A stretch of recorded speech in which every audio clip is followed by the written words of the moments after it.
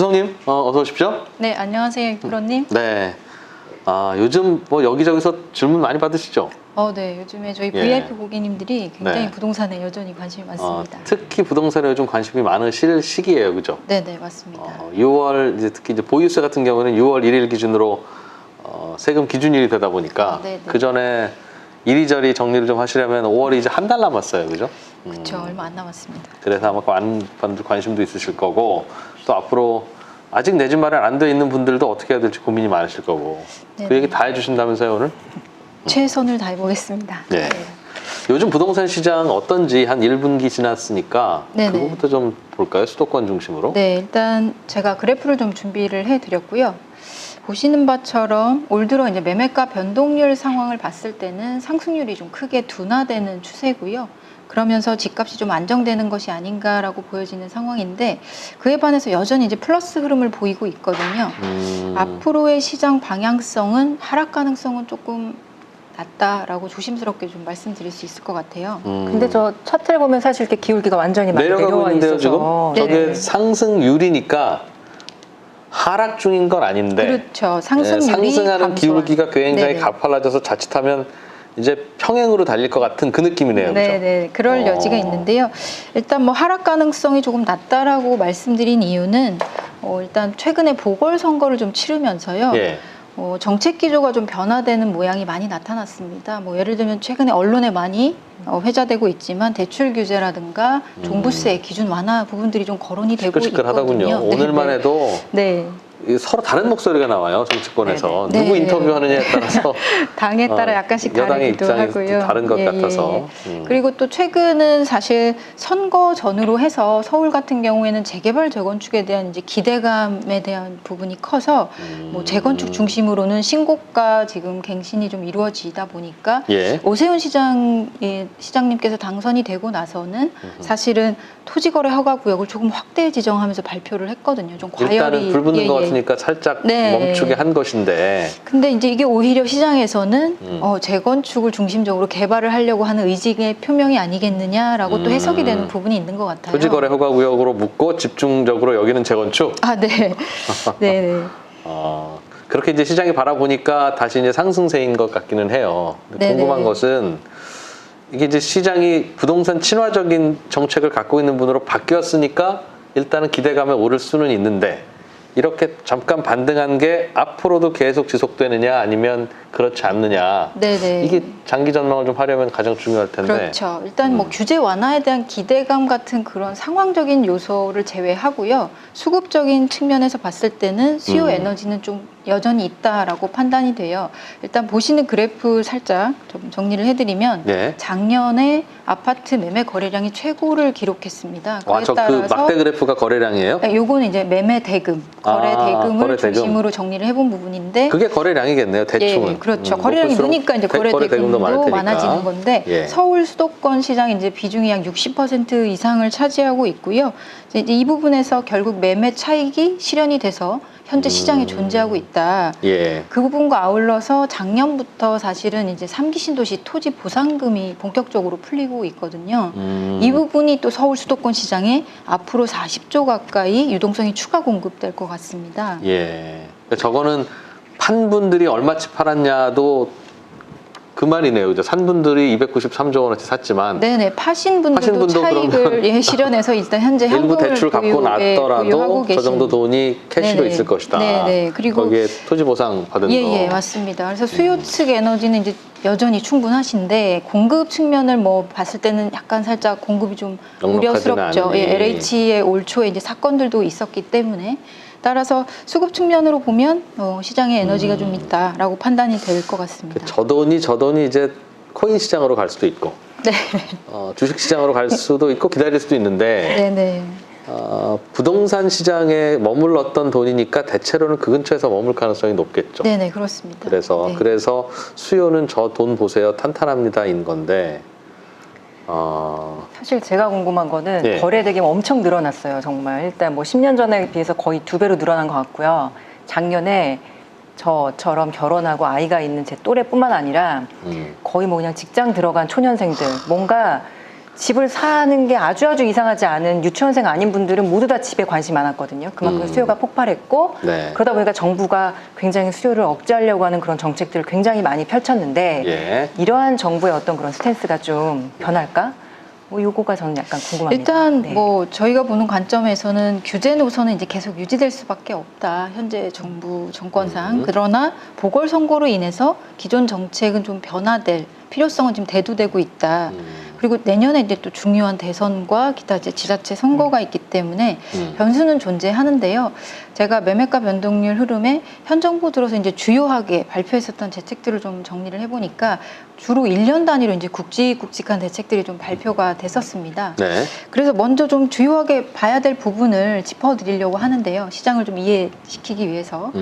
2017년 현 정부 들어서 이제 가장 먼저 발표한 대책이 8.2 대책입니다. 이 대책에서는 규제 지역이 이제 본격적으로 지정이 되기 시작을 했고요. 이 지역은 뭐 잘 들어보셨겠지만 조정 대상 지역, 뭐 투기 과열 지구, 투기 지역 이렇게 구분이 되는데 보시는 바처럼 서울 수도권 대부분 지역이 규제 지역에 편입이 되어 있습니다. 예. 그래서 뭐 사실 이제 주황색이 더 강한 규제. 그렇죠. 투기 주변에 과열 파란색은 지구. 조금 덜한 규제지만 네, 맞습니다. 만만찮게 강한 규제. 네네네. 사실 굉장히 다 강력한. 그래서 저기 집값 지역입니다. 떨어지라고 지금 저렇게 색칠해놓고 규제한 건데 네네네. 잘못 보면 주황색이 집값 많이 오른 곳, 그 다음이 만만치 않게 많이 오른 곳 그런 느낌이에요 지금. 맞습니다. 사실 규제 부분이라고 하면 간단히 짚어드리면 사실 뭐 전매 제한이나 청약 자격 제한 이런 부분들이 좀 들어가게 되고요. 가장 중요한 게 이제 세금 이슈가 네. 크게 대두됩니다. 특히 양도세 부분이 중과세되는 영역들인데요. 이제 이런 부분들 세제상 불이익이 크면 이프로님 말씀처럼 오르지 말아야 되는데 사실 그 양도세가 높아지니까 네네. 그 말은 새로 사지 마세요. 네. 새로 사봐야 양도세 비싸니까 별로 안 남습니다라는 메시지를 던지려고 했던 것 같은데. 네, 근데 의외로 이제 시장은 더 상승을 많이 했고요. 예. 사실 뭐 상승을 왜 했냐라고 좀 복기를 해보면 일단 글로벌 금융위기 이후로 2017년도 이제 최초에 발표한 대책이었기 때문에 아마도 이제 조정 기간이 좀 길었었습니다. 그러면서 상승 에너지가 좀 축적이 안 그래도 됐고. 오를 만한 시기였다. 요인이 있었고 또 하나는 장기간 그 저금리가 이 시장에도 또 영향을 미친 부분이 있었던 것 같습니다. 그러니까 대출 받아서 이제 집을 사려고 하는 수요들은 있었는데. 굉장히 우호적인 시장이 형성이 될 수밖에 없었죠. 그러니까 그분들은 실수요자니까 네네. 나중에 양도세 무겁게 무게겠습니다 하는 게 내 문제가 아니었던 분들이에요. 그렇죠. 수요자는. 예. 그런데 공급자는 파는 분들 입장에서 보면 그분들은 지금 팔면 양도세가 비싸네. 못 파시고. 그러면 네네. 정부 바뀌고 팔아야 되나? 이제 이렇게 되니까 매물은 없고 예, 그런 얘기들이 수요자들은 이제, 양도세 비싼 건 나랑 관계 없는 얘기니까 사야 되고. 네, 맞습니다. 그러니까 사실 뭐 집값 오르는 거에 대해서 말씀들을 많이 하셨는데 특히 정부 비판 많이 하셨잖아요. 정책을 몇십 번 냈는데 이런 얘기 많이 하시는데 네. 사실 무엇보다 그 저금리 영향이 굉장히 크지 않았나라는 생각이 사실 좀 듭니다. 뭐 부동산뿐만 아니라 다른 네네. 모든 자산 영역에서 지금 금리가 너무 낮으니까 왜 레버리지 투자가 되게 성행하고 있거든요. 그 중에서 대표적인 게 그냥 부동산 아닌가라는 생각이 드네요. 그렇죠. 그러니까 이제 뭐 하중 팀장님 말씀처럼 가계 대출이 이제 늘어날 수밖에 없었고요. 뭐 정부의 고민은 어쩔 수 없죠. 대출 규제가 들어가기 시작을 했고 예. 2018년 들어서 9.13 대책에서 이제 대출 규제가 본격적으로 진행이 됩니다. 일단 2주택 이상자에게 이제 주택담보대출을 금지하기 시작을 했고요. 예. 전세 보증금도 2주택 이상인 사람들에게는 제한을 했었습니다. 이러다 보니까 이제 살짝 뭐 조금 시장을 좀 안내를 해드리면 규제를 하니까 좀 편한 대로 또 몰려가요, 수요들이. 그러다 규제 보니까 안 받는 외곽 그래서 지역으로. 지방시장 그때 당시에 이제 대전, 대구, 광주라고 해서 대대광이라는 이제 신조어가 사실 시장에서 좀 많이 회자가 됐었고요. 그 시장이 조금 활성화됐는가 싶었는데 반면 서울 수도권 시장이요. 규제 지역이 이제 직격탄을 받았던 그 시장은 지금 보시는 그래프처럼 2019년 규제 발표 이후에 좀 조정을 받다가 네. 다시 19년 하반기부터 예. 크게 반등하는 양상을 좀 띠고 있어요. 저 분위기가 저도 기억이 나는데 수도권에서는 일단은 집값이 잡히는 것 같았는데 네네. 말씀하셨듯이 이제 대전, 대구, 광주에서 집값이 오르니까 서울 수도권 웬만한 집값까지도 이제 비슷하게 올라오는 거예요. 그러니까 야 우리가 아무리 그래도 그렇지 저기보다는 비싸야지 네. 라는 생각에 대해서 네네, 다들 맞습니다. 동의하게 되는. 네네. 이게 참 부동산 정책을 어떤 지역으로 이렇게 막으면 그 지역은 불이 꺼지는데 주변으로 불이 붙고 나면 대대로 저 주변보다는 우리가 양반인데 하는 그런 네, 맞습니다. 생각 때문에 네. 저절로 또 가격이 오르고 네네. 참여자들은 그건 그렇지라고 다들 동의하게 되고 어떻게 해야 될지 모르겠어요 정말. 그러니까 그러면서 이제 뭐 2019년도에 상승이 또 이제 왜 되냐라고 또 한번 또 복귀를 해볼 필요가 있는데 예. 제가 이제 이 프로님께 한번 질문 드려볼게요. 서울 영역에서 이제 5천 세대 규모 이상이 되는 단지 혹시 기억나시는 서울에 곳? 5천 세대. 전문가시라 부동산에 네, 너무 대해서 잘 달인이셔가지고 아니요. 근데 맞춰야 됩니다. 제가 네. 사실 5천 세대라고 하면 네. 어느 정도 느낌인지 좀 동이 몇 개면 5천 세대일까요? 대충. 그거면 이제 뭐 규모에 따라 다른데 그럴까봐 다른데. 제가 이제 이미지를 좀 준비를 아, 해봤어요. 네. 예. 네, 혼란스러우실 수 있으니까 이제 맞춘 건지 못 맞춘 건지 모호합니다만. 일단 이 프로님 틀려주셔야 더 좋은 거고요. 예. 일단 이미지를 잠깐 준비해 봤는데 보시는 바처럼 5천 세대가 넘어가는 단지들이 꽤 있습니다. 아, 저 정도 예, 예. 돼야 5천 세대군요. 네, 올림픽 기자촌 아파트가 약 5,540세대고요. 그 위에 이제 잠실의 뭐 엘스나, 리센트, 파크리오 그리고 네. 단일 단지 규모로는 가장 큰 헬리오시티가 9,150세 정도입니다. 근데 이 단지의 특징이 있습니다. 이 단지들의 저 단지의 가만 보면. 특징? 네, 문제 맞춰보실 수 맞춰보세요. 있을까요? 저는 하나 있습니다. 빨리 대답 안 하면 제가 해버리겠습니다. 저 단지의 특징은요. 네. 건설회사 이름이 붙지 않았어요. 아, 자기들이 이름 짓고 말해서 전국의 리센츠 네. 아파트는 전국에 저기 네. 하나밖에 네, 없고 맞습니다. 파크리오도 저기 하나밖에 없을 거예요. 네. 정말 천재 무슨 같으세요. 천재세요. 저는 전혀 네. 생각하지 않은 그죠. 답을 해주셔서. 근데 이제 제가 예상치 의도한 못한. 답은 아니고요. 네. 일단 제가 말씀드릴 바는 보시면 일단 5천 세대가 넘어가는 단지들이 재건축이 되었거나 재건축이 예정된 단지라는 부분이고요. 또 하나는 강남이라는 그 단지의 특성을 갖고 있다는 예. 거죠. 예. 이제 가만 보시면 지금 아까 방금 언급드렸던 헬리오시티는 9천 세대로 거의 강남에서는 만 세대급 사이즈거든요. 재건축된 거죠? 예, 됐죠. 가락- 저 정도, 가락시형 예, 맞죠? 맞습니다. 예. 가락시형에 혹시 한 채 가지고 계신지. 네, 근데 가락시형 같은 경우 이제 있으면 재건축이 제가 되면서 사실 2019년 그 18년도 말에 입주를 했습니다. 예. 그러면서 대출 규제 들어가는 대책 발표 이후에 대규모로 입주를 하면서 수요자들의 관심을 한꺼번에 이제 몰아갔었던 단지였거든요. 그러면서 이 단지가 관심도를 좀 이제 전체적으로 끌어들이면서 재건축에 대한 강남 쪽에 이제 조금 집중도를 더 그러니까 예, 아파트가 활용을 재건축되면 때깔이 저렇구나 네네, 라는 걸 그럼요. 눈앞에서 예. 보여줬다. 예, 새 아파트구나라는 부분. 그러면서 이어진 이제 지역들이 개포동 일대 또 재건축들이 거기도 올라오죠. 예, 19년도부터 입주를 했거든요. 저도 그래서 몇 번 구경 간 적이 있는데 네네, 친구가 너무 좋죠. 살아서 화가 나더군요. 네, 아니 똑같은 아파트인데 네. 이렇게 지으면 부러움의 화가. 그러니까 이건 단속을 좀 해야 되는 거 아닌가 반칙이다. 싶을 만큼 네, 네. 그래서 그래서 이렇게 만들어 놓지 네, 뭐 이런 너무 잘 만들어 놓다 보니까 결국에는 강남권 재건축이 그동안에 이제 그래서 줄어들었던 하락했던 상승 그 아파트 상승률을 견인하는 현상을 아주 이끌었었던 원인이 됐습니다. 눈앞에서 보여줬기 때문에 네네네. 이제 헬리오시티도 그렇고 저렇게 여러 세대가 같이 있는 대규모 단지는요 네. 너무 부러운데 가보면 야 여기는 뭐 수영장도 있고 맞습니다. 카페도 있고 무슨 아파트 안에 폭포가 있냐 심지어는 아침 뷔페, 뭐 아침도 호텔 주고 뷔페도 해주시고 너무 화가 나서 물었더니 단점이 하나 있대요. 뭘까요? 있기는 있는데 아파트 단지가 워낙 크니까 네네. 걸어갈 수가 없어서 네. 거의 가운데쯤에 이렇게 있으면 괜찮은데 이렇게 극과 극에 떨어져 있으면 네네. 남의 동네 수영장이랑 똑같다. 그럴 수 있습니다. 네. 그래서 약간 마음을 놓고 계속 이게 유일한 들었었습니다. 단점인가요? 좋네요. 그래도. 아무튼 그래서 단점이 있다니. 네. 재건축이 되면 아파트의 품질과 가격이 한 단계 예상보다 더 레벨업 된다는 걸 알게 되면 네네. 재건축 대상 낡은 아파트의 가격도 올라가겠죠. 그렇죠. 그쪽에 그래서 당연히 이제 기대감으로. 가격을 네. 네, 지불을 하고 사실 의향이 생기시는 거죠. 그런데 그런 게 이제 그동안에는 서울시가 막았다가 오세훈 시장이 된 후에는 터주겠다고 하니까 그게 눈앞에 본다 이제 현실화되는 느낌이 들 텐데 네네. 재건축 재개발이라고 하는 게 특히 재건축은 서울시장이 해주겠다고 해서 다시 잘 될 수 있는 게 아니잖아요. 맞습니다. 진도는 한 발 나갈 수 있지만 네네네. 뭐 재건축 초과이익 환수제 혹은 네. 분양가 상한제 네네네. 더 높은 허들이 남아 있어서 맞습니다. 이게 뭐 진도 나간 게 의미가 있나 싶기도 하고요. 그러게요. 그 진도를 저도, 뭐 이프로님께서 먼저 언급을 해주셔서 음. 일단 재초안이라는 이슈가 굉장히 큰 허들이거든요. 그러니까요. 이 부분에 대해서 이게 재건축만 적용되는 또 부담금인데 강남권의 이제 조합원 1인당 얼마 정도가 부담금으로 납부가 되느냐라고 봤을 때 국가가 이제 국토부가 시뮬레이션한 결과로 보면 뭐 세대당 조합원 1인당이죠. 네.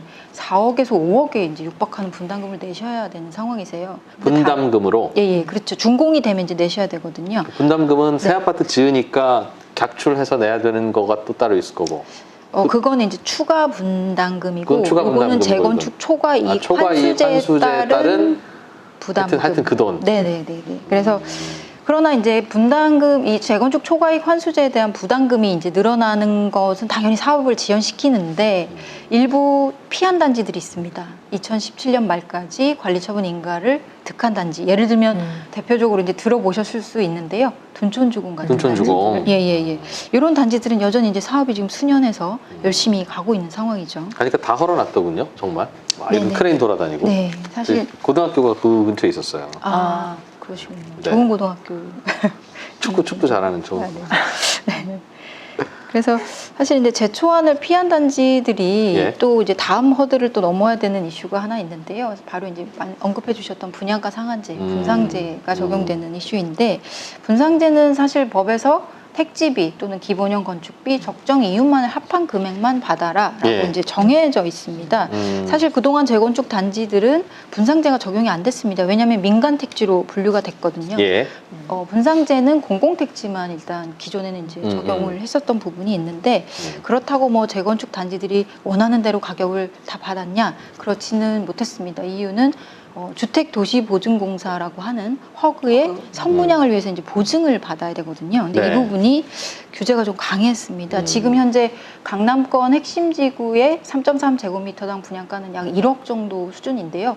허그 규제를 받으면 3.3제곱미터당 한 5천만 원 정도. 시가는 평당 1억 정도에 거래되는데 네, 맞습니다. 33평 네. 아파트가 30억대가 되는 게 이제 새 아파트 비싼 거 기준으로 그렇죠. 하고 그런데 예.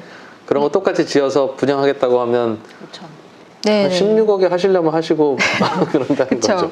그러다 보니까 이제 조합 입장에서는 사업성 극대화가 이제 어쩔 수 없는 숙명입니다. 그 아파트 팔아서 네. 공사비 써야 되는데. 네. 근데 그래서 이제 후분양을 좀 추진을 하다가 결국에는 이제 정부가 안 되겠다라고 하면서 결국엔 재건축 재개발을 포함한 모든 민간 택지를 분양가 상한제를 적용해라라는 네. 대책을 이제 발표를 하게 되는 상황이 됐습니다. 지금까지 몇 년간의 그 흐름을 아주 알기 쉽게 잘 설명을 네. 해주셔서 네. 주마등처럼 스쳐가기도 하고 맞아 그랬었지 이런 네. 생각이 드는데 그래서 결국은 지금은 어떡할까요? 그러니까 이 분양가 상한제와 재건축 초과이익 환수제가 앞으로도 100년, 200년 영원 무궁이 계속 있을 거면 언제 해도 내야 될 돈이면 그냥 합시다 네, 그럴 수 라고 있습니다. 하고 네. 동의 될 텐데 이게 시작된 지 몇 년 안 된 거라서 이제 막 적용받고. 혹시 정부 바뀌면 아니면 정부는 안 바뀌더라도 분위기 좀 바뀌면 저거 풀어주지 않을까? 그럼 그때 해야지 평생에 한 번 하는 재건축 왜 이런 악조건에서 하냐라는 생각을 조합원들은 가질 수밖에 없을 것 같아요. 그렇죠. 그러니까 이제 뭐 안 그래도 오래 걸리는 사업이 왜 재건축 재개발은 굉장히 긴 장기간의 사업 기간을 요구하는데 더 지연될 수 있었고요. 뭐 과거 얘기도 조금 복기를 하면서 앞으로 시장도 말씀을 드리면 결국에는 이렇게 도심권에 이제 신축으로 아파트를 공급할 수 있는 유일한 대안인 재개발 네. 재건축이 어려워지니까 수요층들이 이제 빠르게 그쪽으로 이동을 이동하는군요. 해요. 왜냐면 어디로 가냐면 어디로요? 양호한 주거지가 대량으로 새 아파트가 됐거나 또는 될 예정인 지역 위주로 이사를 가요. 이 수요층들이. 그 지역들이 어디냐면 대표적으로 고덕동 일대에 재건축한 단지들 많은 곳 있죠. 재건축이 네네. 빨리 되면 낡은 아파트 사서 있다가 새 아파트 되면 얼른 들어가려고 했었는데 이게 하세월일 것 같으니까 네네. 그냥 새 신축으로. 아파트 사자. 네네, 맞습니다. 그래서 이제 그쪽 지역들 위주로 뭐 송파구나 뭐 개포동 일대 또는 강북 쪽에서는 뉴타운들이 많이 있던 마포구 네. 그런 지역들 위주로 좀 몰려가면서 가격이 올랐거든요.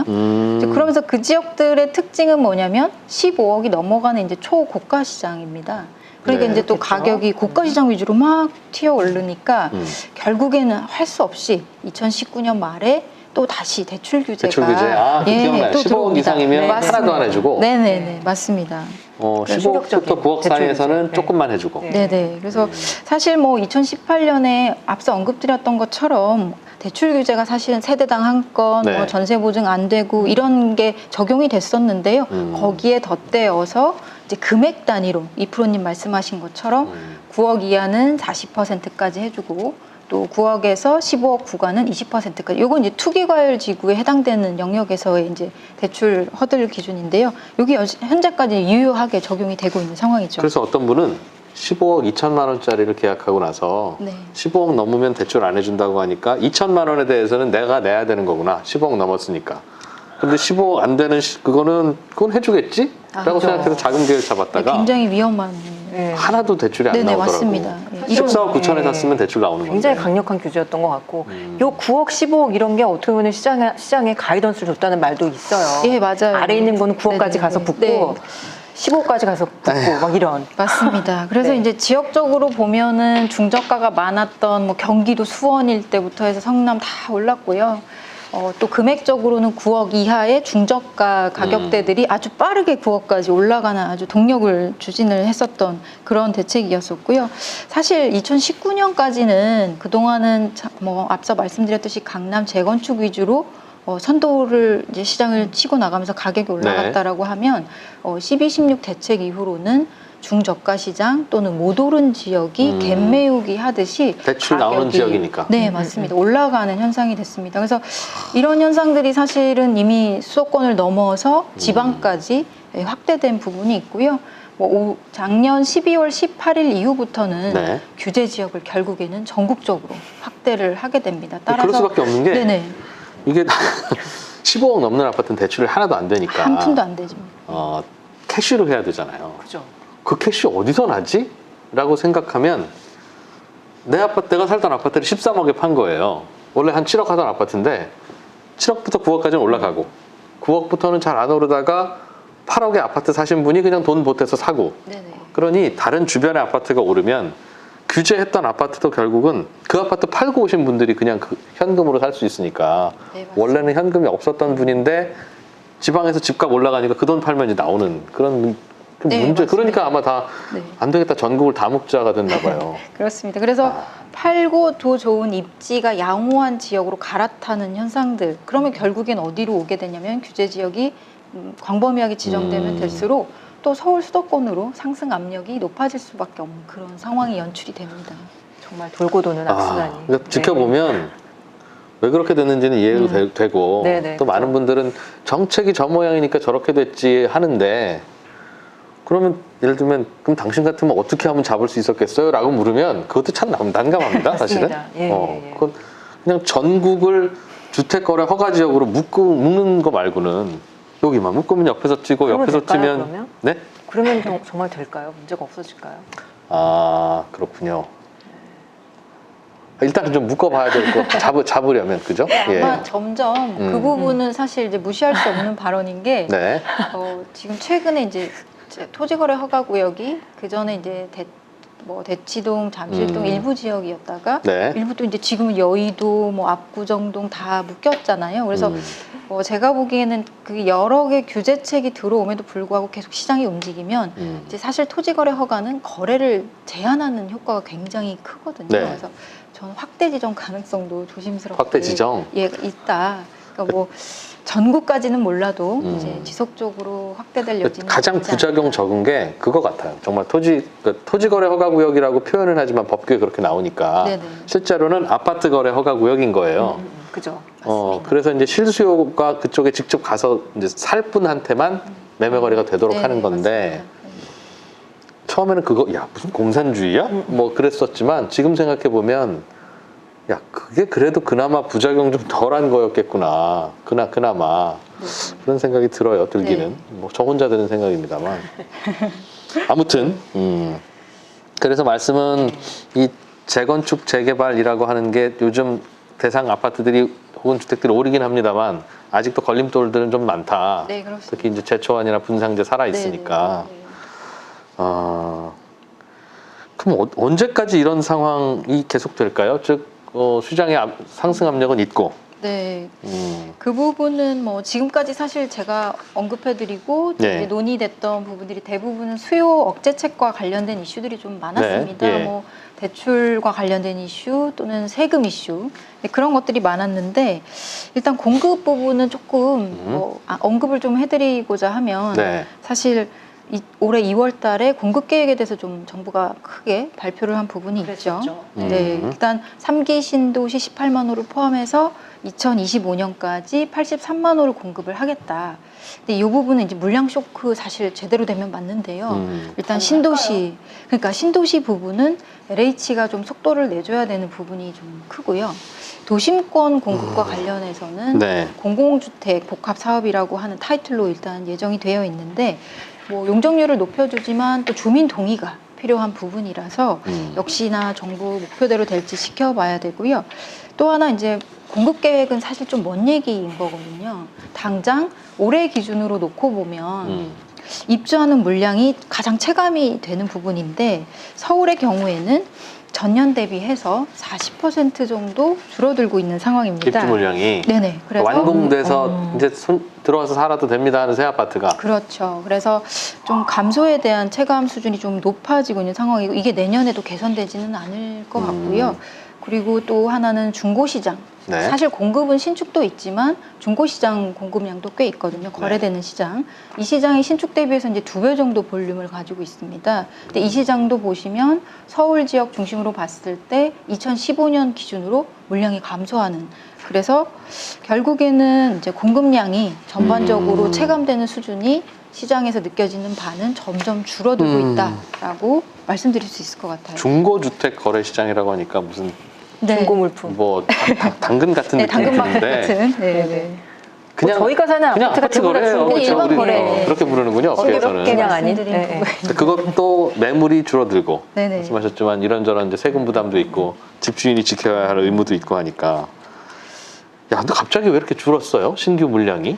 신규 일단- 물량이 줄었다는 건 몇 년 전부터 진도 안 나가기 시작했다는 뜻이잖아요. 그렇죠. 그 부분도 있고 무엇보다도 이제 사실 중고 아까 잠깐 말씀드렸지만 당근마켓 같은 중고 시장이 네. 거래량이 주는 게 체감이 좀 더 많이 됩니다. 신축은 몇 개 안 돼요. 사실 시장 규모도 작다고 말씀드렸고 그랬을 때 일단 중고 시장 매물 감소를 일으키는 요인을 제가 좀 몇 개 정리를 해봤거든요. 살펴보면 사실은 이 시장에 누적된 규제 정책에서 파생되는 이슈들이 좀 많습니다. 일단 첫 번째로 매물 안 나오는 이유예요. 예, 그렇죠. 이건 되게 중요한 겁니다. 오늘 보니까 좀 잘 지켜보시면 좋은데 이게 학교 수업이면 시험은 잘 나오는 거예요. 투기과열 지구 내에 조합원 지위 양도가 금지되어 있습니다. 이제 재건축 같은 경우에는 조합 설립 인가 이후 재개발 같은 경우에는 관리 처분 인가 이후에는 이제 거래가 금지되기 때문에 사봤자 의미 없으니. 네 일단 그러면 사라는 사람도 없고 네, 팔려는 사람도 없고. 네 그러나 이제 약간 유예 조항이 있긴 합니다.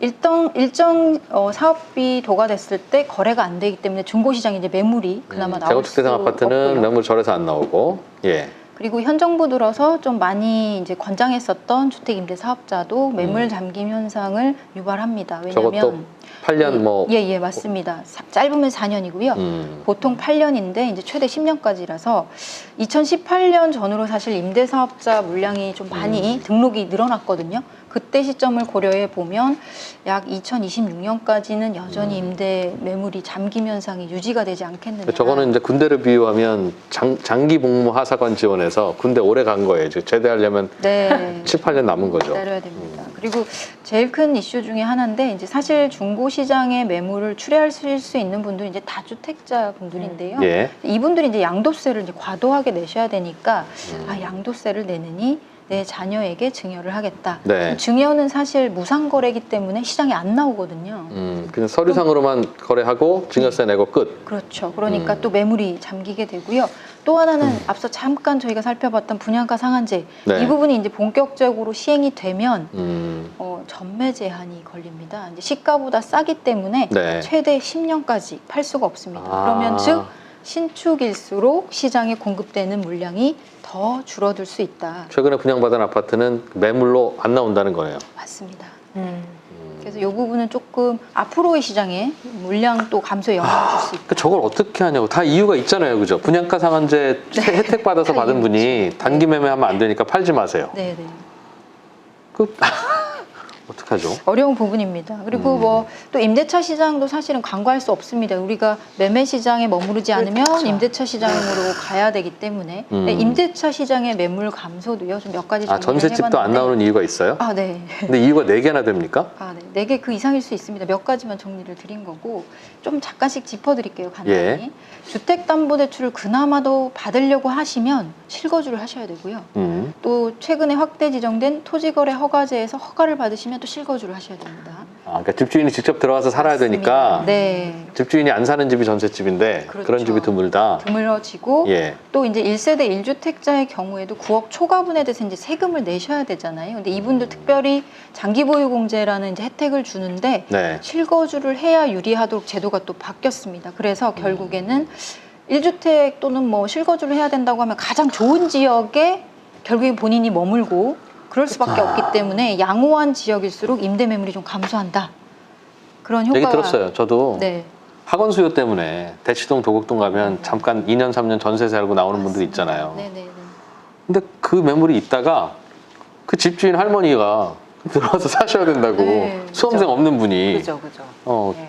그 이슈는 저희기 또, 때문에. 예, 또 있습니다. 일단 뭐 한 가지 좀 더 말씀을 드리면 일단 작년 7월부터 시행됐던 계약갱신 청구권, 우리 주택임대차 보호법이죠. 이 부분이 2년마다 이제 도래하는 전세 매물, 그러면서 이제 시장에 나와야 되는 매물들이 이 법이 시행되면서 2년을 또 추가로 더 살게 되니까 매물 잠김 현상이 생기죠. 그러면서 전세가가 사실 이 법 시행 전후로 굉장히 급등을 했었던 원인이 됐고요. 이 부분은 조금 더 시차를 두고 네. 시장에 영향을 예. 줄 것 같습니다. 그리고 아까 방금 언급하신 대치동 할머니분은 일단 투기과열 지구 내에요. 관리처분 인가를 받기 전에 2년을 거주해야 됩니다. 재건축 사업의 경우에 사업장. 네, 네, 예. 대표적으로 이제 예를 들면 음마 아파트 같은 케이스라고 할 수 있는데요. 이 법은 아직 통과는 안 됐는데 만약에 통과가 되면 기존에 저렴하게 재건축 아파트에 임차를 하고 계셨던 분들을 소유자분들이 이제 내보내고 본인이 들어와서 살아야 거주를 하셔야 되는. 되기 때문에 결국에는 임차 매물 감소 현상이 또 저기 살아야 되는 분들은 나가고 살 필요가 없는 분들도 살아야 되고. 그렇네요. 그리고 이제 또 하나는 올해 주택법이 좀 시행이 되는 부분이 있어요. 예. 2월 19일 이후부터 입주자를 모집하는 네. 분양가 상한제 적용이 되는 주택의 경우에는 전월세 금지법이라고 이제 시장에서 표방을 하는데 준공시 거주 의무가 최대 5년까지 적용이 됩니다. 네, 자, 예. 그러면 이 얘기는 또 뭐냐? 신축일수록 결국엔 임대 매물이 나올 수가 없다라고 말씀드릴 수 있을 것 같습니다. 네. 네. 저희 채팅창에서는 아마도 3프로TV의 그 정프로님이 네. 저기 가면 2프로가 이렇게 사랑합니다 이런 거 이제 손아트 날려줄 거다. 네. 꼭 한번 가서 저거 받아오시면 아, 뭐 정프로가 뭐 해드리겠습니다 한 모양이에요. 그런가 3프로TV 보네요. 시청자분들도 많이 옮겨오신 것 같은데 네. 고맙습니다. 네. 네, 미래에셋증권의 TV도 여기 참 그 유튜브 채널 이름이 뭐죠? 스마트머니. 스마트머니. 네. 스마트머니 사랑해주세요. 네. 네.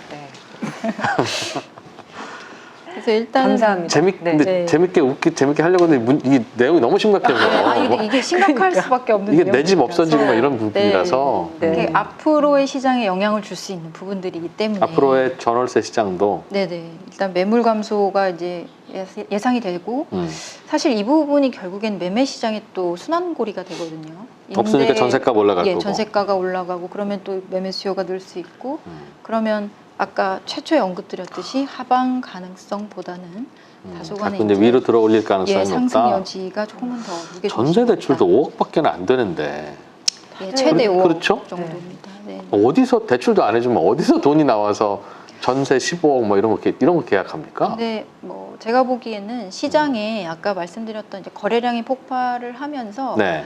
사실은 매매 대금이 늘었잖아요. 글쎄요. 제가 보기에는 이 부분은 이제 다주택자 물건도 있지만 사실은 세제적으로 불이익이 없는 뭐 1세대 1주택자 또 일시적 2주택자 분들이 파시는 경우들이 좀 있는 것 같아요. 이제 그런 분들은 사실 대부분은 세금으로 안 내고 현금을 보유하실 수 있는 상황 여력이 되시니까 이분들이 또 여전히 주택 그래서? 시장에서 알겠습니다. 저희 빼고는 다 돈이 충분히 있으신 걸로. 돈은 돈이 어디나서 나와서 이렇게 집값을 올려요? 네. 그러면 다 웃으면서 돈은 너만 없어. 뭐 이런. 네. 거참. 되게 다급한 질문이 하나 올라온 네. 것 같습니다. 저희 시청자분들. 예. 아, 제가 노안이 좀 있어서. 높아진 집값 때문에 집 사기가 어렵습니다. 방법 좀 알려주세요. 저희도 좀 그냥 질문 알려주세요. 하나 딱 하라면 적어내요. 네. 그렇죠. 집값은 네. 올랐는데 네네. 대출도 안 나오고 집은 필요할 것 같고 더 오를 것 같고 오늘 더 오를 것 같다는 얘기도 하셨잖아요. 마음에 불을 질러 놓으셨으니 네, 방법을 좀 어떻게 알려주십시오. 해야 된다는 말이냐. 네. 우리는 대답을 안 하면 큰일 날 것 같은 상황이거든요. 네. 네. 일단 뭐 사실 가장 저렴하게 신축을 살 수 있는 방법은요. 청약입니다. 예. 그리고 다행스럽게 일단 3기 신도시 위주로 사전 청약이 올해 7월부터 이제 본격적으로 시행될 예정이고요. 네. 내년까지 6만 가구 정도 예상이 되니까 적지 않은 물량인데 일단 이 사전 청약 관련해서는 특히 이제 왜 청약 가점이 낮아서 당첨이 안 되셨던 분들의 경우에 대부분 이제 뭐 당첨이 안 되신 분들이 대부분 이제 선택할 수 있는 게 멀리 가셔야 되는 부분인데 일단은 뭔가 팁이 있나요? 사전 청약을 하시면 있어요, 특공, 없어요. 네, 그러니까 지금 특공을 전략적으로 저기 공략을 하셔야 되는데 신혼부부라든가 신혼부부 또는, 특공. 생애 최초 아니는 저 같은 사람은 어떻게? 일단은 돈을 모아서 사셔야 될 것 네. 같고요. 일단은 신혼부부 특공 방법이 하나 물량 있기는 있습니다. 제가. 다시 신혼이 되는 방법이 있긴 있는데 그럴 수 따로 있죠. 알려드릴게요. 네. 일단 특공 비중이 좀 높다라는 부분을 좀 전략적으로 접근을 하시되 여기가 이제 분상제가 적용되기 때문에 자기 자본이 없으면 거주 의무도 이제 10년 거주해야 되고. 동시에 예. 또 준공과 동시에 바로 거주를 또 하셔야 되거든요. 그러니까 잔금 계획 다 있어야 네, 된다. 다 있으셔야 대출 안 된다. 해줍니까? 네. 40%밖에는. 그 부분은 이제 9억 이하일 때 분양가 9억 이하일 때 중도금 대출이 가능하고요. 준공이 되면 15억 이하일 때 이제 담보 대출 그런 이슈에 또 연결이 됩니다. 네. 외곽 새 아파트면 그 가격 범위 안에는 들어는 오겠네요. 네, 그 부분은 지켜봐야죠. 뭐. 네, 어떻게 될지 준공 또 이후에. 뭐 9억 100만 원 이러는 거 아니야? 그러니까 너무 안타깝다 정말 그러면. 네. 그래서 일단은 뭐 이렇게 좀 전략적으로 그나마 청약을 좀 집중을 해보실 필요가 있고요. 뭐 그래도 그 몇 세대 안 되잖아요. 그게 많기는 하지만 네. 집 사고 싶은 분에 비해서는 얼마 안 될 거 그렇죠. 아니겠습니까? 근데 어찌됐든 그래도 싸게 살 수 있는 방법이니까 이 부분을 그냥 내 거 아니다 생각하지 마시고 조금은 더 집중을 하셔서 접근을 하시면 좋겠습니다. 더 중요한 방법은 나중에 저희 정숙희 수석 전문위원님한테 네. 별도 컨설팅을 한번. 그런 것도 받으시길 해줍니까? 제가 그럼 예, 저희- 있으면 여기서 해줘요. 네. 저희 미래셋의 증권의 네. VIP 고객님이 되시면 네. 저희가 얼마든지 서포트를 해드리겠습니다. 2%님 저희가 특별히 VIP 해드리겠습니다. 아. 네. 다른 방법이 있기는 있어요. 집 사는 거. 그리고- 물론 이게 집을 어떻게 정리해야 되느냐, 어디가 유망하냐 이거는 컨설팅을 해주실 텐데 네네. 집 없는데 지금 좀 사야 되겠다 하는 것도 비장의 방법이 있습니까? 그 부분은 뭐 이제 질문을 하시는 분의 예산이나 이런 범위에 따라서 뭐 지역도 달라지고요, 뭐 가격, 뭐 아파트 명도 달라지니까. 네. 저도 그냥 대충 말씀은 들었는데 말씀하셨던 이 그 공공주택 특공과 관련해서는 네네. 예전에 우리가 그동안 알고 있었던 건 가점 되게 높아야 된다. 무주택도 길어야 되고 벌써 애가 최소한 셋은 돼야 되며 뭐 그런 거 있잖아요. 부양가족 많아야 되고. 네네. 근데 그런 거는 아니더군요. 그러니까 신혼부부이기만 하면 뭐 그냥 추첨에 기대해 볼 수 있는 그런 거라서 네. 좀 알아보시고 그거는 가능성 있잖아요. 희박하긴 하지만 네. 하시면 좋겠다. 이렇게 알았던 내용도 자료를 쭉 보면서 정리를 해주시니까 정말 정리도 되고 도움이 많이 되네요. 예, 네, 고맙습니다. 감사합니다. 네. 수고하셨습니다. 네. 네. 어떻게 들으셨어요? 와, 이건 진짜 간단한 강의는 아닌데 네, 네. 여러 가지 문제들 뭐 많이 분석도 좀 해주시고 그러니까 이유가 한두 가지라면 저거 사라지면 이런 현상은 없어지겠거니 싶은데 집이 부족한 이유도 뭐 5가지, 그쵸. 전셋집 부족한 이유도 네. 뭐 요약하니 4가지 이러니까 참 쉽지는 않네요. 그래도 그동안 많이 오른 게 있으니까 좀 더 오르지는 않겠죠? 어떻게 보세요? 저는 예. 사실은 더 오르지 않았으면 하고 바라는데 이게 시장이 당위성으로 움직이는 게 아니라 네. 이게 참 가끔 더 오를 것 이해할 수 같아요. 없는 방향으로 움직이기 때문에 아, 뭔가 오늘 저희 정숙희 수석 전문위원님 말씀해 주신 것처럼 살짝 더 오를 가능성이 좀 더 높다고 결론을 네, 내려주셨어요. 그렇게 주신 것 같고 저도 그쪽이다. 안타깝지만 그러지 않을까 싶은 생각을 하고 있습니다. 알겠습니다. 그러면 네. 새로 나오신 허혁재 수석 네. 전문위원께 그 질문을 다시 한번 던져보죠. 그 사이에 나와서 앉아 계셨습니다. 어서 오십시오. 예, 반갑습니다. 허혁수입니다. 네. 안녕하세요. 제가 요즘 막 수익형 부동산에 관심을 많이 갖게 돼서 음. 기대가 큽니다. 오늘 또 주옥 같은 말씀 많이 해주시죠. 예, 수익형 부동산에 관심이 많으세요? 노력해 보겠습니다. 네네. 이제 좀 아파트는 접고 아, 그래요? 이쪽으로 한번. 네. 허혁재 위원님은 저희 퇴근길 페이지 2에 한번 나오셔서 예, 파란을 일으키셨었나요 그때? 미래에셋은 정말 네. 도대체 인재가 왜 이렇게 많은 거냐. 부동산은 감사합니다. 저분만 모셔달라. 네. 그랬는데 그 이후에 많이 바쁘셨던 네, 모양이에요. 너무 바쁘셔가지고요. 예. 그래서 못 모셨습니다. 음. 그래서 제가 나왔습니다. 그 수익형 부동산 얘기 말씀드리기 예. 전에 그 저희 잠깐 다퉜던 이야기 있잖아요. 예, 예. 앞으로 집값은 그래도 많이 올랐으니까 좀 잡힐 것이다. 예. 많이는 아니더라도 예, 좀 그런 의견과 예, 2% 아직 세상 모른다. 예. 그런 게 어딨냐. 예. 는 팀장님 의견 중에 어느 쪽이 좀 더 무게를 두십니까? 일단 가장 중요한 것은 공급인데 공급이 원활하지가 않습니다. 공급은 앞에서 말씀드렸듯이 입주도 있겠지만 재고 물량이 거래되는 공급이 좀 더디거든요. 예. 그래서 공급이 적다는 거에 대해서 모두 동의하는 것 같아요, 사람들이. 근데 이 동의 전에 어떤 동의가 먼저 있었냐면은 수요는 풍부하다라는 동의를 먼저 하고 가고 있습니다. 근데 이런 고민을 지금 이제 해야 될 때가 된 것 같아요. 그러면 정말 수요가 풍부하냐? 예. 항상 우리가 얘기할 때는 수요는 풍부한데 왜 공급이 못 따라가? 이 얘기만 했었거든요. 예. 근데 우리가 이제 수요에 대해서 약간 고민을 해봐야 돼요. 왜냐하면 현재 정책이 좀 변화가 없다라고 하게 되면은 우리가 주택을 산다는 거는 투자자가 있을 거고 실수요자가 있을 겁니다. 근데 지금 다주택자 같은 경우에는 주택을 안 사려고 합니다. 세봤자 뭐 세금만 들어가거든요. 예. 그러면 다주택자는 이제 주택을 안 산다는 거죠. 예. 그러면 이제 주택을 사는 분들은 또 두 가지 나눠집니다. 어떻게 나눠지냐면은 내 집 마련을 하겠다는 사람이 있고요. 예. 갈아타겠다는 사람들이 있어요. 음. 근데 최근에 내 집 마련을 한 사람이나 갈아탄 사람들은 이제 집 안 삽니다. 그럼 최근에 샀기 때문에 네. 살 이유가 없어요. 그러면 이제 남은 사람들은 내가 최근에 갈아타거나 집을 안 산 사람들이 네. 이제 나는 집 사야 된다는 거죠. 이 집 사야 되는 사람들이 실수요도 폭발하다 보니까 네. 이제 청약시장으로 이제 갈 수 있게 신도시 사전 분양 한다는 거거든요. 예. 그러면 그 사람들 이제 집 안 사겠죠. 기다리겠죠. 기다리겠죠. 예. 예. 그러면 진짜 살 수 있는 사람들이 많이 줄어 있어요. 그러니까 거래가 작다는 것 자체가 매물이 자꾸 온 것도 있지만요, 수요도 줄었습니다. 우리가 거래가 적다 그래갖고 클릭을 해보면 실거래 매물이 없냐? 매물 다 있어요.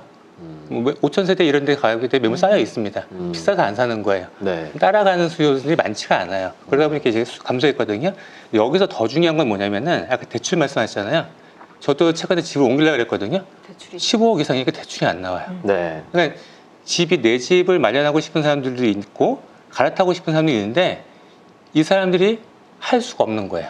거기서 수요가 또 감소합니다. 그래서 대출이 안 나오니까 그쵸. 수요는 수요지만. 예, 내가 그냥 가고 싶다는 수요인 것이 실제 실행할 수 있는 수요가 아니라는 거죠.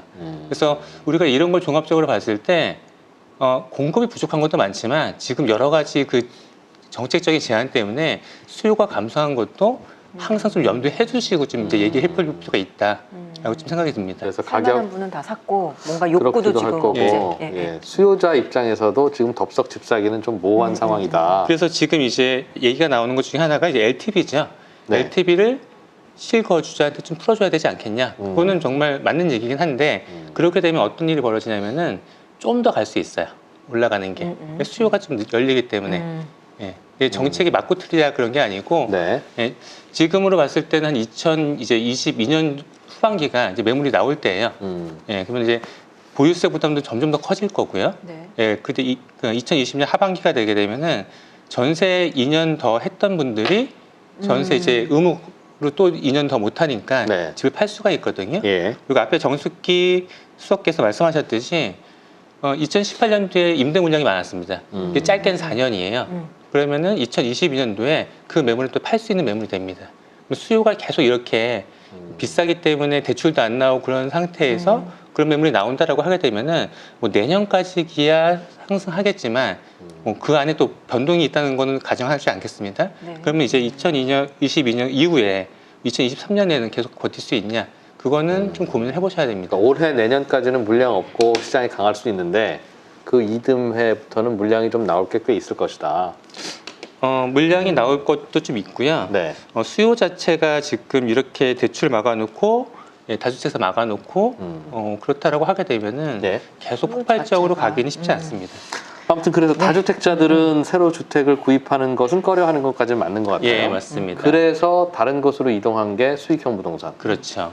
그런데 수익형 부동산이 두 글자로 줄이면 상가잖아요. 상가가 상가 말고, 대표적이긴 예. 하죠. 그죠. 음. 네. 근데 뭐 주택 같은 경우에도 내가 월세를 받는다. 네. 뭐 보증금 있고 전세 월세가 있다고 하게 되면 보증부 월세 받는다라고 하면 그것도 수익형 부동산입니다. 그런데 오피스텔도 그렇죠. 네, 맞습니다. 근데 오피스텔은 모르겠어요. 근데 상가는 요즘 웬만한 곳 공실도 꽤 나오고 있고. 엄청 많죠. 예. 그 얘기 좀 해주시죠. 그래서 가격이 좀 떨어졌을 것 같은데 안 그렇다면서요? 일단은 지금 주택 시장을 막아놓으니까 어떻게 네. 돈은 뭐 서울을 규제하게 되면 지방으로 좀 가잖아요. 마찬가지로 주택을 규제하니까 네. 이 돈들이 수익형 부동산을 좀 많이 옮겨가고 있습니다. 주택에 투자하게 되면은 양도세 부담도 있고 세금 부담이 워낙 큰데 대출도 안 된다 그러시잖아요. 근데 수익형 부동산 대출 기회가 없습니다. 그리고 또 이제 다주택자 같은 경우는 이게 오는 게 아니고요. 네. 내가 주택으로 돈을 벌었어야 되는데 못 번 거예요, 이분들이. 억울하죠. 네. 이분들이 좀 막 뛰어갑니다. 어디로 뛰어가냐? 수익형 부동산에 되게 뛰어가요. 그래서 수익형 부동산 시장이 원래 그쪽에서 투자하셨던 분들은 또 따로 있었어요. 네. 근데 최근에는 신규로 이렇게 유입되는 분이 많아지면서 실제 수익형 부동산의 가격이 좀 올라가는 모습을 보이고 있습니다. 신기하네요. 공실인데 월세도 잘 안 나올 텐데. 그렇죠. 그래서 공실이고 월세가 안 나오기, 그러니까 코로나 때문에 특히 그렇죠. 코로나 때문에 공실이 정말 많아졌습니다. 그래서 예전 같으면은 이렇게 됐겠죠. 코로나로 공실이 많아지니까 금매가 나올 거다라고 많이 생각하셨어요. 그래서 저 같은 경우도 컨설팅을 할 때 작년 초에 이랬겠죠. 금매 나오면 알려주세요. 예, 떨어지면 살게요. 이런 겁니다. 근데 기다리다 보니까 어떻게 되냐? 계속 가격이 올라가요. 떨어져요? 오히려 안 떨어져요. 기다리는 조정은 오지 않네요. 그러다 보니까 어떻게 하셨냐? 이제는 오른 가격을 인정하고 그냥 사십니다. 그래요. 그러면서 작년도 2020년도에 그 상황이 되게 안 좋았잖아요. 뭐 주택이 따로 가지만 이 수익형 부동산 공실 많고 임대가 떨어지는데 거래량이 2019년보다 늘었습니다. 아마 주식 투자하셨던 분들이 많이 가셨던 것 같아요. 주식 투자는 배당 안 나와도 사잖아요. 예, 배당 안 나오는 게 성장주지. 그렇죠. 그러니까 상가 사러 갔다가 예. 여기 공실이라 월세 안 나옵니다. 그러면 이 상가도 성장주인 모양이구나. 정말 근데 뭐 배당 안 나와도 사는데 맞습니다. 월세 안 나와도 그냥 사지 뭐. 그래서 지금 이제 수익률이라는 거 결국 수익형 부동산은 상가로 대표된다고 말씀하셨는데 임대를 기대하고 사는 결국은 건데 기대 네네. 수익률이에요. 예. 그럼 기대 수익률이 몇 퍼센트가 나오냐? 예. 그럼 지금 기대 수익률이 강남권에 투자하게 되면은 김차이 몇 퍼센트로 나올 것 같아요? 강남 사실 꼬마 빌딩이나 뭐 강남이면은 이런 예, 꼬마 빌딩 꼬마 같은 빌딩 경우, 예. 한 4%? 예, 4%? 4%? 예. 너무 높나요? 아니, 3% 앞에서 4% 말씀하시면 제가 저는 엊그제 들었어요. 네. 1%대로 내려간 것들 꽤 있다고 들었는데요. 예, 그래서 평균적으로는 한 2.5%에서 2% 사이에서 예. 거래가 되고 있고요. 좋은 거는 더 낫죠. 그렇죠. 근데 성장주가 좋다기보다는 맞나요? 예. 좋다기보다는 이제 1%대에서 거래되는 것들 이런 것들입니다. 재건축이 필요한 물건이에요. 예, 그런데 내가 재건축하기는 귀찮아. 그래서 임대를 새로 맞춰야 되는 거나 네. 아니면 신축을 해야 되는 물건들이 보통 이제 1.5% 정도의 거래가 위치는 되고요. 좋은데 네, 위치는 좋은데. 예. 그리고 내가 신축했을 때 별로 가치가 없어. 그러니까 임대를 내가 개선하거나 아니면 현재에 만족해야 돼. 네. 이런 것이 보통 2에서 2.5%가 나옵니다. 그래서 그 부분은 고민하는 분들도 꽤 저도 간접적으로 들었는데 이게 사실 수익형 부동산은 금리에 따라 움직이잖아요. 수익률에 그렇죠. 따라서도 예, 움직이고 맞습니다. 채권하고 아주 비슷한 거라서 맞습니다. 예. 시중 금리가 낮아지면 수익률 임대 수익률이 낮더라도 가격이 유지되는데 시중 금리가 지금보다 낮아지기는 물리적으로도 어렵잖아요. 길게 보면 얼마나 저금리가 그렇죠. 유지될지는 모르겠습니다만 더 낮아지지는 않을 거라면 지금보다 월세가 많이 늘어나야 그 수익형 부동산의 가치가 올라가지. 그렇지 않으면 지금 산다고 해서 이게 쉽지 않을 것 같은데 앞으로 또 금리가 오르기라도 하면 그건 또 가치가 떨어지지 않습니까? 그렇죠. 지금 이제 이게 수익이 떨어진 가장 큰 이유가 금리입니다. 네. 그리고 2016년 6월 달만 하더라도 그때 금리가 3.25%였어요. 그 당시에는 6%를 기대했었거든요. 임대 수익률로. 예, 임대 수익률로. 강남역 이면에 있는 것도 5%에 이제 투자했습니다. 근데 지금은 지금 정책 금리가 0.5%거든요. 네. 평균적으로 3%고 말씀하신 대로 강남이 요지다라고 하게 되면 2% 이하예요. 네. 오히려 레버리지가 안 일어나고 역 레버리지가 일어나고 있습니다. 그러니까 대출 받아서 사면 오히려 더 손해인. 더 손해인 거죠. 네. 예, 그래서 뭐 대출 이자가 더 많은 임대 수익률을 말도 받아요. 안 되는 경우 지금 상황이 벌어지고 있는데 네. 그만큼 수요가 많다는 것도 있어요. 예. 참 저희 이해는 잘 안 네. 되죠. 영 레버리지 상황.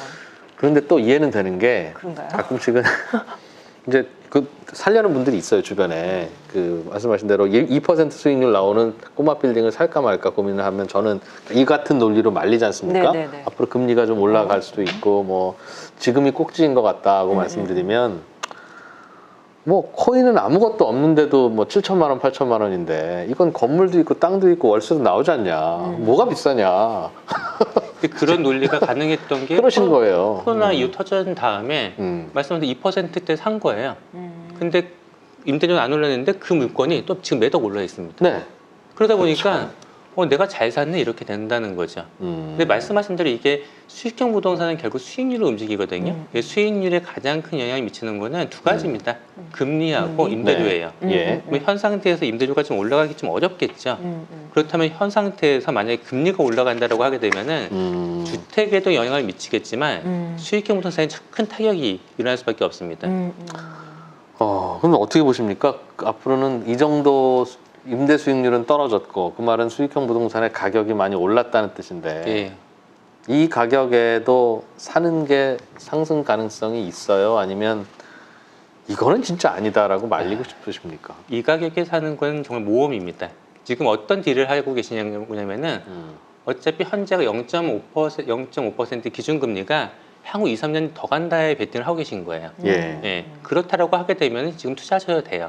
근데 이제 금리 인상이 이렇게 되면 지금 미국에서 금리 인상 뭐 약간 얘기만 나오더라도 주가가 출렁하잖아요. 그죠. 그게 실제 미국이 금리 인상을 시작했다라고 하게 되면 우리나라가 좀 따라갈 수밖에 없습니다. 네. 그렇다면 그게 뭐 1, 2년 내에 온다, 우리나라가 회복이 되지 않은 상태에서라고 하게 되면은 지금 찾았던 분들은 예, 단기적으로, 중단기적으로는 예. 가격 하락을 경험할 수 있으세요. 근데 뭐 장기적으로 보게 되면 부동산도 올라갑니다.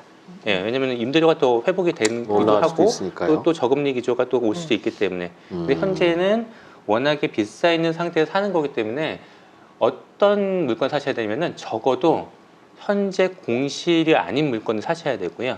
그리고 공실이 되더라도 지금 임대료는 받을 수 있는. 그래서 현재보다 수익이 떨어지지는 않는 거 사셔야 됩니다. 저는 공실이 좀 있는 게 앞으로의 업사이드가 좀 있지 않나? 저거 채워지기만 하면? 뭐 이런 생각도. 근데 중요한 거는 투자가 공실인 물건들이 예전에는 건물주들이 공실되니까 불안하니까 매물로 내놔요. 근데 요새는 공실인 거는 매물로 안 내놓습니다. 왜냐하면 헐값으로 팔리기 때문에 안 내놓고요. 네. 오히려 옆에 공실이 생기면은 만실로 채워져 있는 건물 있잖아요. 이 건물주가 건물 내놓습니다. 나 공실되기 전에 좀 비싸게 팔아야지. 예. 그래서 오히려 공실 물건 같은 경우에는 그게 뭐 네. 재건축을 해서 신축되는 물건이 아니고 수익률로 거래될 때는 알겠습니다. 불리한 걸 아시기 때문에 매물을 안 내놓고 있습니다. 이 수익형 부동산, 뭐 꼬마 빌딩이나 상가는 이제 수요와 공급을 좀 예상해 보면 앞으로는 공급이 좀 많아질 수 있습니까? 아니면 앞으로는 공급이 오히려 줄어들 것 같습니까? 그렇다면 이것도 또 투자 계획을 세울 때 변수를 삼아야 될 것 같고 예. 수요도 어떨까요? 즉 임차인의 수요 같은 것일 텐데 예. 요즘은 다 뭐 재택근무하고 온라인 쇼핑하니까 사무실이 무슨 필요며 가게가 무슨 소용이냐 이기도 하지만 예. 근데 그렇다면 또 수요는 줄어들 텐데 또 다른 변수가 있습니까? 오피스 수요에 대해서는 예, 되게 갑론을박하는데요. 오피스 수요는 더 늘어날 걸로 예상이 됩니다. 제가 봤을 때는. 그러니까 최근 코로나19가 되면서 재택근무를 한다. 네. 오피스 수요가 줄었다 많이 생각하는데 오히려 더 늘었어요. 그런가요? 예. 저는 네. 예, 왜 늘었냐면은 콜센터 다닥다닥 붙어있지만 넓혀. 아. 어디로 갈까요? 아, 예, 재택근무 가시는 분도 계시지만 여기서는 물리적으로 못 넓히기 때문에 예. 그런 코어 비즈니스 하는 곳으로 갑니다. 그리고 뭐 우리 회사도 그렇지만 세이프 존을 만들었어요. 코로나 터졌을 때 어떻게 할 거야? 안전하게 맞아요. 몇 명은 이렇게 모아놔야 되지 않아? 네네. 또 오피스 갑니다. 그래서 오피스 같은 경우에는 되게 탄탄해요. 거기 오피스가 탄탄하다는 거는 어떤 의미냐면은 오피스 주변의 상권도 탄탄하다는 겁니다. 예. 그래서 오피스 상권은 우리나라 좀 탄탄한 편이고 오피스 우리나라라고 얘기하기보다 서울이라고 말씀드려야 될 것 같아요. 우리나라는 모든 게 다 서울에 몰려 있거든요. 예. 그러니까 그렇죠. 서울의 집값이 왜 오르냐? 한 가지입니다. 좋은 직장이 다 서울에 몰려 있어요. 그게 문제예요. 근데 그거를 해결하지 않으면 서울 집값 잡을 수가 없거든요. 결국은 서울에 좋은 직장들이 모여 있으니까 다 서울로 올라 그러는 거고 서울에 사람들이 모이다 보니까 집이 필요한 거고 그러니까 집값이 오르는 거거든요. 근데 서울 중심의 이런 경제 구조를 바꾸기 쉽지가 않기 때문에 그건 쉽지가 않고요. 오피스 같은 경우는 이제 좀 괜찮은데 말씀하신 대로 상가가 문제입니다. 여기서 말씀드린 상가는 이제 꼬마 빌딩 그런 상가가 아니고요. 구분 상가들. 구분 상가들. 구분 상가들은 앞으로 더 큰 문제가 될 거예요. 최근에 이제 여의도에 계시니까 여의도에서 네. 난리가 났었죠. 예. 예, 더 서울, 더 땡, 뭐 서울이 예. 백화점. 백화점이라는 난리가 났는데 네. 그런 백화점이 거기만 생기는 게 아니에요. 걔 점점 많아질 겁니다. 그러면은 내 집 앞에 있는 그런 상가에 사람들이 안 가요. 기본적인 거면 거기서 소비를 하고요. 다 어디 가냐? 그런 백화점이나 쇼핑센터, 그 다음에 뭐 뜨는 상권 갑니다. 특히 요새 젊은 친구들은 밥 한 끼를 먹어서 사진을 찍어야 돼요. 사진 찍을 수 있는 데 간다는 거죠. 인스타그램 어플이라고 예. 그러더라고요. 그래서 예. 내가 먹고 마시고 즐긴 것을 사진을 찍을 수 있는 곳, 있어 보이는 공간. 예, 그런 곳은 네네. 결국은 집 앞에 있는 구분 상가는 아니거든요. 네. 예, 뭐 뒤에 있는 골목에 있는 을지로라든지 성수동, 익성동 뭐 이런 곳이기 때문에 그런 구분 상가의 경쟁이 점점 떨어질 수밖에 없다라고 보여집니다. 이게 아마 장사하시는 분들에게는 상식으로 되는 건지도 모르겠는데 저도 이른바 이제 강남 핵심 지역에 집값 평당 1억씩 넘는 곳에 있는 상가들은 거기는 이제 부유층들이 몰려 사는 곳이니까 뭘 해도 잘 되고 고급으로 해놔야 잘 될 것 같잖아요. 말씀하신 데 그렇지 않다는 거예요. 네, 맞습니다. 그 오히려 떡볶이집이나 김밥집 이런 데는 잘 되는데 예. 웬만하면 밥 안 해 먹고 시켜 먹고 사다 먹고 하니까 약간 좀 단가 높은 그런 식당들은 구매력은 있는데 거기서 안 산다는 거예요. 그냥 차 타고 조금만 더 나가면 맛집도 있고 있는데 맞습니다. 왜 동네 스파게티 집을 갔냐 이제 하는 그런 거라서 예. 걱정 많이 하시더군요. 예, 한 끼를 먹어도 요새는 좋은 곳에서 가서 먹습니다. 그리고 우리가 막 나는 특별해 막 이렇게 얘기하지만 다 평범한 사람들이거든요. 예. 근데 사람들이 언제 특별함을 느끼냐면은 특별한 공간에 있을 때 자기가 특별하다고 느껴요. 근데 그런 니즈가 점점 강해졌습니다. 그래서 나는 특별해를 느끼기 위해서는 특별한 공간을 가야 돼요. 남들이 가보기 전에 가야 되는 거고 남들이 가봤던 건 또 해야 됩니다. 네. 그렇기 때문에 이런 차별화가 점점 심해질 수밖에 없다라고 생각이 됩니다. 그래서 분양상가 같은 건 조심해야 됩니까? 일단 분양상가도 입지가 좋으면 아까 뭐 강남권에 있는 상가다라고 하게 되면 또 공시는 없어요. 그런데 새롭게 분양하는 상가 같은 경우에는 매우 위험합니다. 어디서 새로 분양하죠 요즘에? 뭐 신도시 같은 경우도 새로 분양할 수 있고요. 뭐 여러 가지 새롭게 분양할 수 있는데 네. 위험한 이유는 김 팀장님한테 좀 질문을 드려볼게요. 정말 좋은 입지가 있어요. 네네. 여기 상가를 분양합니다. 네. 좋은 건가요, 나쁜 건가요, 그 상가는? 좋은 입지예요. 다시 질문 다시요. 좋은 입지에 좋은 네. 입지에 예를 들어 네. 압구정동이 재건축을 해요. 상가가 새로 재건축을 같이 합니다. 네. 새 아파트 지으면서 상가도 새로 지어서 분양한다. 근데 거기에 상가를 분양해요. 그건 약간 투자 성향인데요. 마냥 좋지는 않을 것 같아요. 비쌀 것 같아서. 그렇죠. 핵심 그겁니다. 네. 입지가 좋으면 엄청나게 비싸요. 그러니까 1%대 수익률. 뭐 이런 기본적으로 뭐 1층 분양한다라고 하게 되면은 강남권이면은 1층 아파트가 평당 1억이쯤 되는 뭐 작아 보이지만 사실 엄청나게 큰 돈이거든요. 상가도 기본적으로 뭐 1억 넘어갑니다. 평당? 네. 그럼 한 면적 10평 정도 되는 거 10억이라는 뜻입니까? 10평 정도 기본 10억이고요. 10평이라는 것 자체가 분양 면적이 10평이고요. 실평수는 5평이에요. 반밖에 안 되죠. 5평. 근데 그게 10억? 면적 한 10평짜리는 20억이라는 뜻이네요. 예, 맞습니다. 20억이면 뭘 팔아야 될까요? 어떻게 해야 그 되나? 상가에서. 그래서 아까 말씀하신 정숙희 월세를 얼마 받아야지 저게 되는 거죠? 그러니까요. 월세 같은 경우 이제 현재 같은 경우에는 보통 전용 평당 한 60만 원 받거든요. 네. 60만 원 받기 때문에 수익률 한 3% 정도 나옵니다. 그 정도면 잘 나오는 거예요. 근데 이제 새롭게 짓는 것들 더 비싸게 분양을 비싸니까. 하겠죠. 장사는 잘 돼요? 비싸지만?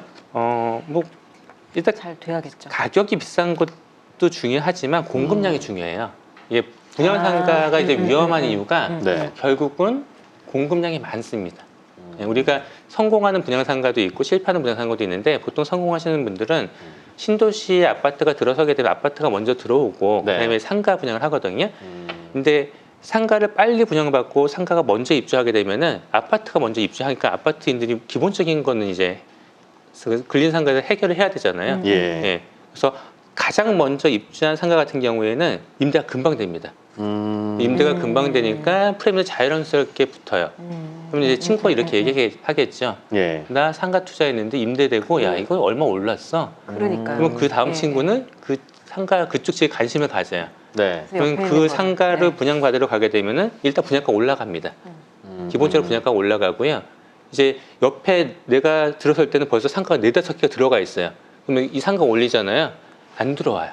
왜냐면 편의점 다 들어가 있고 커피숍 다 들어가 있고 병원 다 들어가 있기 때문에 늦게 분양하는 상가는 임대 채우기 매우 힘들어집니다. 그래서 이런 들어올 거 다 들어왔으니까. 그렇죠. 그래서 이제 신도시 같은 경우에는 먼저 입주하는 예를 들어 위례 신도시라든지 근데 먼저 가셨던 분들은 뭐 임대도 잘 되고 네. 프레임도 붙는데 나중에 가셨던 분들은 이제 이미지 나오는데 텅텅 비어 있습니다. 아주 전략적 접근이 필요하네요. 예. 그냥 남의 말 듣고 할 일이 절대 남의 아니다. 말 듣고 할 일이 절대 아니죠. 예, 절대 아니다. 예. 혹시 나는 내 집 마련만 궁금하고 상가는 나는 관심 없다 예. 하시는 분들도 시청하시는 분들 중에 꽤 있으실 것 같은데 그렇죠. 이거 혹시 이제 나중에 주식 투자라도 해서 성공해서 이제 상가 하나 살려고 가보면 예. 이 공부 어디 또 시켜주는 데 없습니다. 그 상가는 전 만약에 분양 상가 그러니까 네. 단독 빌딩 말고요. 단독 빌딩 이게 꼬마 빌딩이 됐다 그런 것은 상권이 워낙에 중요합니다. 어떤 상권이 들어가냐가 되게 중요한데 이게 분양 상가를 분양 받아야겠지 하시는 분들이 계세요. 근데 그분들이 또 꼬마 빌딩을 사기는 어렵습니다. 이거는 금액대가 달라져요. 다르니까요. 예. 그리고 2억 갖고 뭐예요? 오피스를 사셔야죠. 예. 5억 갖고 뭐예요? 분양 상가에서 2층이나 3층 가셔야 됩니다. 50억이면요 단독 빌딩 할 수 있습니다. 이렇게 되거든요. 네. 근데 구분 상가 하셔야 되는 분들은 분양 상가 외에는 별 대안이 없습니다. 그런 분들은 저라면은 분양 상가 분양 받는 것보다는 네. 제가 어쨌든 동네를 잘 알고 있을 거 아니에요. 그 동네에 내가 잘 아는 그 구분 상가 안에서 임대가 맞춰져 있는 상가를 사는 게 예. 훨씬 좋습니다. 일단 임대가 맞춰져 있으니까 임대료 바로 나오죠. 그래서 투자할 때 수익률 바로 알 수 있습니다. 그리고 내가 그 상권이 있기 때문에 부동산에서 제일 그 고수가 누구냐면은 히스토리를 아는 사람이에요. 자기는 히스토리를 알거든요. 네. 저기 A 상가 있었는데 뭐 공실도 없이 B가 바로 들어왔었고 예, C도 바로 들어왔어. 저기 공실 네. 안 생겨 이런 거 예. 안다는 거죠. 그게 되게 중요합니다. 그리고 최근에 코로나19로 좀 변화된 것 중에 하나가 예전에는 무조건 1층 상가였어요. 근데 1층 그렇죠. 상가 판매점이 많고 네. 임대가 좀 비쌉니다. 그러다 보니까 1층 상가보다 요새 2층이 더 좋아요. 2층이 공실도 안 생깁니다. 아, 2층에 그래요? 들어가는 업종 자체가 대부분 헤어샵, 병원 이런 곳들이에요. 안정적인. 네, 안정적인. 그래서 뭐 처음에 이게 채울 때도 요새 2층이 더 빨리 차고요. 네. 예, 2층이 공실이 안 생깁니다. 그래서 1층만 고집할 게 아니고 2층 상가도 예, 좀 나쁘지 눈여겨보시면 않다. 하다. 오히려 1층 같은 경우는 3.5% 수익이 나온다라 그러면 2층도 높아요. 더 나올 수 있고. 4% 나옵니다. 그래서 2층 상가가 오히려 안정성이 높아져 있는 상황이 네. 있다라고 볼 수 있습니다. 그렇군요. 오늘 또 질문 하나 올라와 있는데 네. 한번 볼까요? 예. 네네. 뭐 사실 이거 저도 궁금한 질문이에요. 아. 요즘 상권이 굉장히 빠르게 부흥했다가 소멸했다가 주기가 빨라진 것 예. 같더라고요. 뜨는 상권을 미리 예, 알 수 있는 방법이 있다면 예. 저희에게 알 수 그런 거- 있을까요? 그런 거 있을까요? 뭔가 이렇게 팁이 있을까요? 네. 그렇게 물어보셨는데 저도 궁금해서. 기본적인 네. 팁은 있어요. 그건 이제 네네네. 우리나라만 그런 게 아니고 전 네네. 세계적으로 이제 뜨는 상권들의 뭐 네. 기승전결이 있는데 네. 일반적으로 젊은 예술가나 젊은 셰프들이 모이기 시작하는 지하철에 가까운 곳, 그러니까 교통 좋은 곳은 상권을 뜰 가능성이 높습니다. 아직 안 뜬 곳 중에 그런 곳이 있다면. 지하철 들어오는 곳은 많으니 누가 모여야 된다고요? 젊은 예술가나 젊은 예술가, 젊은 셰프들. 젊은 셰프들. 근데 여기서 이제 원래 젊은 셰프는 아니었는데 젊은 예술가들 대부분 그런 걸 띄어요. 근데 젊은 예술가의 특징을 잘 보세요. 어떤 느낌이세요? 돈이 없죠. 돈이 없습니다. 네. 돈이 없기 때문에 임대료가 싼 곳을 찾아 들어가요. 네. 근데 임대료가 싼 곳을 찾아 들어가는데 위치가 안 좋으면은 혼자 들어갔다가 친구들이 안 따라옵니다. 근데 내가 들어갔는데 여기 지하철도 가깝고 임대료도 싸. 그러면 어떻게 해야 되겠어요? 친구들한테 얘기하죠. 야 너도 거기 있지 말고 일로 와. 이쪽 가게 임대료 네. 괜찮아. 그러면 갑니다. 그러면 처음에는 내가 이렇게 작업을 하다가 또 생계가 잘 안 되거든요. 네. 뭘 여냐? 공방을 열어요. 음. 그런 사람들이 모이다 보면은 거리가 재밌어지죠. 재밌어지죠. 물이 좋아지고. 사람들이 모여요. 네네네네. 그러면서 상권이 좋아집니다. 이건 우리나라만 그런 게 아니고 대부분의 도시에서 상권이 새롭게 좋아지는 곳들은 이런 패턴을 보이고 있어요. 그러다가 정말 좋아지면 슬슬 이제 브랜드 편의점이나 가게 들어오기 그건 시작하면서 좀, 또 예. 소멸이 되는 물 건데. 흐르기 시작하죠. 네네네. 속칭. 근데 이제 이렇게 좀 성장한 상권들이 지금 워낙 커졌죠. 네. 1990년대의 홍대 상권도 그렇고요. 2000년대 가로수길 상권도 이런 패턴입니다. 디자인 회사들이 많이 들어갔어요. 네. 그러면서 이렇게 성수동. 성수동 이제 10년도에 그쵸. 들어갔죠. 예, 예. 예, 이런 곳들이 예. 향후에 좀 이런 것들이 뭐 이미 좋아졌는데 향후에도 이런 것도 계속 나옵니다. 근데 여기서 중요한 건 지하철역 접근성이에요. 지하철 접근성이 안 좋으면은 떴다가 금방 죽어요. 대표적인 경리단길 상권, 네. 연희동 상권도 오히려 지금 연남동 상권은 엄청나게 커졌거든요. 연희동 상권은 지금 여전히 잠잠해요. 교통 편의성이 좀 안 좋은 거죠. 그래서 무조건 한국에서는 지하철 접근성 좋고 그런 식으로 사람들이 모이기 시작하는 곳은 향후에 발전 가능성이 매우 높다. 네. 라고 할 수 있습니다. 그런 곳을 예를 들면 아까 말씀드린 홍대, 너 이거 너무나 커졌죠. 이미 비싸잖아요. 그렇죠. 최근에 앞으로 좋아질 곳은 네. 그래도 뭐 성수동 워낙 비싸요 지금. 예. 그리고 수익률도 안 나옵니다. 성수동이 강남 수익률만큼 안 나와요. 1.5%, 1%밖에 안 나와요. 왜냐하면 거기도 신축해야 되는 거고요. 네. 아직도 임대료가 남기 때문에 임대료 높이는데도 시간이 걸립니다. 지금은 을지로가 좋아요. 을지로. 예. 저희가 있는 을지로. 예, 을지로가 좋은 이유가 일단 을지로에 좋은 그런 셰프들도 모이기 시작을 하고 있고요. 네. 또 좋은 상권의 또 한 가지 힌트라고 하게 되면은 대규모 오피스 빌딩이 들어오는 곳입니다. 네. 대규모 오피스 빌딩 들어오게 되면은 기존 빈 땅이 없거든요. 예. 빌딩을 짓기 위해서는 기존 상가들이 없어집니다. 점점 경쟁자 줄어드네요. 그렇죠. 경쟁자는 줄어드는데 오피스 빌딩이 들어서니까 거기서 상주 인구들이 엄청 소비를 합니다. 아. 예. 그 을지로 같은 경우에 대부분 뭐 앞으로 큰 빌딩 들어설 것이 많아요. 대부분 개발 예정 지역입니다. 예. 그러면 거기서 개발 예정 지역이 아닌 곳들이 있어요. 그런 블록들은 어떻게 될까요? 좋아집니다. 그런 데 있는 작은 건물을 사라는 거예요? 아. 아니면 상가를 살 수도 있습니까? 아니면? 작은 건물을 사야지. 왜냐면 거기는 이제 구분 상가 같은 게 없고요. 없으니까. 되게 조그만 꽃빌딩이거든요. 뭐 이렇게 오피스 빌딩 여러 개 들어서는 곳도 있지만 뭐 용산으로 치게 되면 뭐 그런 아시아 네, 이런 게 네, 있어요. 네, 예, 네. 화장품 회사가 네, 있는데 네, 네. 화장품 회사 하나만 들어왔는데 그 옆 블록 난리 났습니다. 근처에. 얼마쯤 해요 그런 것? 작은 그 큰 건물 옆에 있는 뭐 이런 작은 옛날 단독주택일 수도 예, 있고 기본 평당 1억입니다. 토지 평당. 1억. 예. 살려는 게 아니라 이런 게 얼마쯤 되는지에 대한 감은 늘 갖고 있는 게 중요하다고 하시더라고요. 예, 맞습니다. 내가 네, 돈이 1억도 없어도 10억짜리 상가도 보러 다니고 20억짜리 건물도 보러 다니고 이건 얼마쯤 할까 생각해 보다가 한번 내가 추측한 가격과 부동산에서 부르는 가격이 어느 정도 차이 나나 이유가 뭔가 이런 거 공부하기 시작해야지. 그게 중요합니다. 나중에 어떻게 하다가 돈을 벌잖아요. 근데 그런 지식이 없으면 그 돈 뭐 또 엉뚱한 거 하다가 또 날려요 정말. 엉뚱한 거 하다 날릴 수 있고 네.